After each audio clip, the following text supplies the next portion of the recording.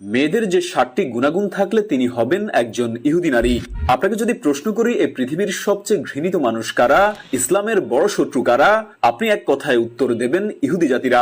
আজ থেকে প্রায় 1500 বছর আগে আমাদের শেষ নবী হযরত মুহাম্মদ সাল্লাল্লাহু আলাইহি সাল্লাম বলে গিয়েছিলেন, আমি আজ তোমাদের যে 7টি গুণের কথা বলবো এগুলো ইহুদি নারীদের গুণাগুণ।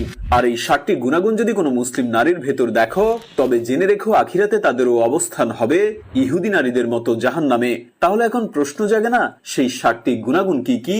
জাস্ট জার্নালের আমাদের আজকের ভিডিওতে সেই 7টি গুণাগুণ তুলে ধরা হলো। 1, আন্নানা, যার অর্থ হলো বেশি বেশি চাই। ইহুদি নারীদের কাছে অনেক জিনিসপত্র থাকলেও তারা তার স্বামীর কাছে আরো অনেক বেশি বেশি চাইবে। তারা বলবে তোমার যা আছে তার সবকিছু আমাকে দাও, বাবা মা ভাই বোনকে কেন দেবে, ওরা তো তোমার সংসার করবে না। 2, মান্নানা, যার অর্থ হলো এরা সবসময় নানাভাবে স্বামীকে সকল ক্ষেত্রে খোঁটা দেবে। ওর জামাই ওর জন্য এটা করেছে, তুমি আমার জন্য এটা করতে